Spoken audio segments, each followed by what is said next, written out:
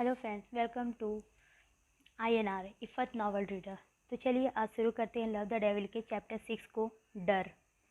वहाँ पुलिस को देखकर सबकी आंखों में हैरानी के भाव थे और उन सबके बीच जो पुलिस को देखकर वहाँ खुश थी वो थी मानसी, क्योंकि वहाँ कोई और नहीं यश के पापा आए थे। वो इस शहर के SP थे। सक्षम ने मानसी की ये खुशी ज़्यादा देर तक छिप ही नहीं पाई। वो उसका चेहरा देखकर ही बता सकता था कि मानसी कितनी खुश है। ज़्यादा खुश मत हो तुम, यहाँ से तब तक नहीं जा सकती जब तक मैं ना चाहूँ, सक्षम ने मन ही मन कहा। आंसू सक्सेना, यश के पापा अंदर आए तो उनके पीछे पीछे कुछ और पुलिस वाले भी थे। वो दो सीधा अंदर आए और सक्षम के आगे खड़े हो गए। उन्होंने इधर उधर नहीं देखा और यहाँ तक कि उन्होंने एक बार भी मानसी के साइड नहीं देखा। बैठो, सक्षम ने उन्हें इशारा करते हुए कहा। SP आंसू सक्सेना, यश के पापा सोफे पे बैठ गए। उन्होंने सक्षम के बड़े तमीज़ से बात करते हुए कहा, हमें बस आपसे एक मामले के बारे में कुछ बात करनी थी। क्या मैं आपको इतना फालतू दिखता हूँ जो आपसे कभी भी बात करने के लिए फ्री होऊंगा? सक्षम ने बिना भाव के कहा। नहीं नहीं, आप तो बहुत ही बिजी आदमी हैं, हमें तो आपसे मिलने के लिए अपॉइंटमेंट लेना पड़ा था, आंसू सक्सेना ने थोड़ा घबरा कर कहा। वैशाली को अपने कानों पर यकीन नहीं हो रहा था कि SP तक इस क्रिमिनल से इतने अच्छे से बात कर रहे हैं। जो उम्मीद उसको नहीं उन्हें देखकर हुई थी वो शायद अब कहीं ना कहीं उसको कम होती दिखाई दे रही थी। सक्षम ने उनकी बात का कोई जवाब नहीं दिया। वो अपनी दादी की तरफ मुड़ा और उनसे कहा, दादी आप घर जाइए, रात को ज़्यादा देर तक जागना आपकी सेहत के लिए ठीक नहीं। ठीक है, हम जा रहे हैं, तुम अपना और मेरी बहू का ख्याल रखना, दादी ने कहा। सक्षम उठा और दादी को अपने मॉम को छोड़ने बाहर तक गया। सक्षम के घूरने के वजह से मानसी को भी उसके साथ दादी और मॉम को छोड़ने बाहर तक जाना पड़ा। SP को ऐसा लग रहा था कि उसने सक्षम के साथ वही लड़के को कहीं देखा था। तभी उन्हें कुछ याद आया, ये तो यश की दोस्त मानसी है जो गायब हो चुकी थी, लेकिन ये सक्षम ओबरॉय के साथ क्या कर रही है? और वहीं बाहर दादी मानसी के गले मिली और उसे बहुत प्यार किया। उसके बाद मिसेस ओबरॉय मानसी के गले मिली। मानसी को सक्षम के आने से पहले SP आंसू से बात करनी थी, इसलिए वो कुछ बहाना बनाकर सक्षम से पहले अंदर चली गई। मानसी के जाने के बाद सक्षम के भाव कठोर हो गए। उसने दादी की तरफ देखकर कहा, आप ध्यान रखिएगा बेटा, अगर किसी भी चीज़ की ज़रूरत हो तो मुझे बता देना। मिसेस ओबरॉय बोली, मुझे आपकी और आपके पति की कोई मदद नहीं चाहिए, सक्षम ने एक एक शब्द एक पर जोर देते हुए कहा। सक्षम का ऐसा बदला हुआ रूप देखकर मिसेस ओबरॉय ने कहा, सक्षम अभी तक तो तुम मिसेस ओबरॉय नहीं बोल पाई थी कि सक्षम बीच में बोल पड़ा।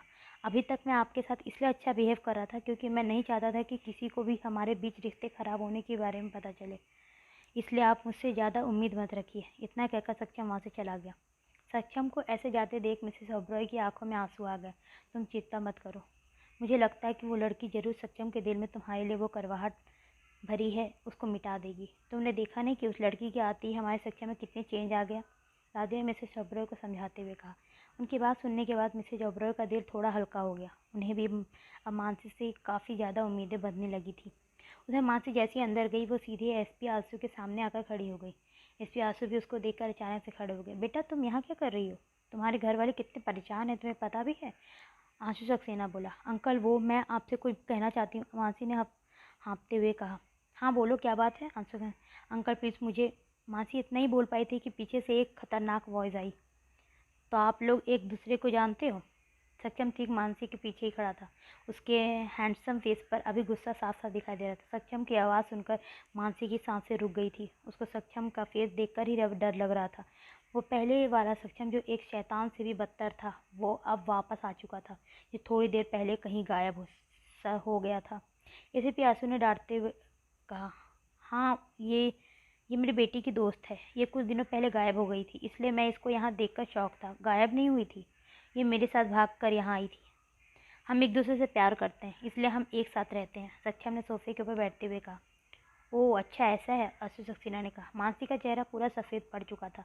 सक्षम ने उसको ऑर्डर देते हुए कहा, तुम जाकर सो जाओ, काफ़ी रात हो चुकी है। मानसी वहाँ से जाना नहीं चाहती थी, लेकिन सक्षम उसको इस तरह से घूर रहा था कि जैसे वो अभी उसकी जान ही ले लेगा। ना चाहते हुए भी मानसी को वहाँ से जाना पड़ा, लेकिन उसकी नज़रें अभी भी पीछे मुड़ मुड़ कर SP सक्सेना की आँस लगाकर देख रही थी। मानसी को सक्षम तब तक घूरता रहा जब तक वो रूम में नहीं चली गई। उसके बाद वो SP आंसू की तरफ मुड़ा और उसने कहा, बताइए आपको क्या बात करनी थी? बात यह है कि मिस्टर मेहता की फैमिली ने आपके खिलाफ़ कंप्लेंट की है कि आपने उसको मारा है। ये कहकर एसपी चुप हो गया। आपके पास कोई सबूत है? सख्या ने बिना किसी भाव के साथ पूछा। नहीं, लेकिन उनके पास आपके लास्ट बार बात हुई थी।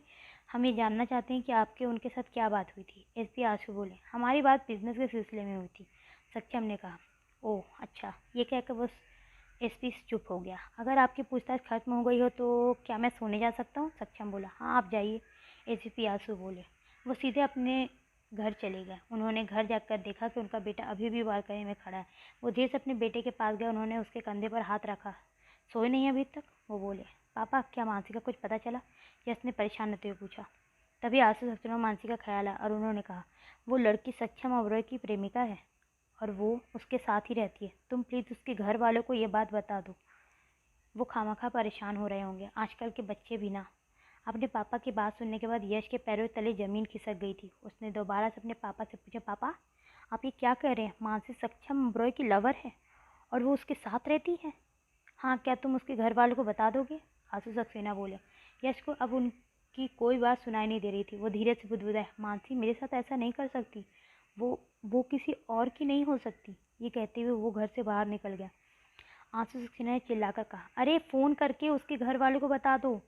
वहाँ इस जाने की ज़रूरत नहीं है, वो भी इतनी रात को। लेकिन यश को उनकी कोई बात सुनाई नहीं दे रही थी। वो कार लेकर वहाँ से निकल गया। बहुत से लोगों को फ़ोन घुमाने के बाद उसको आखिर में सक्षम ओबरॉय के घर का पता मिल गया और उसने सीधा वहाँ के लिए अपनी कार मोड़ दी।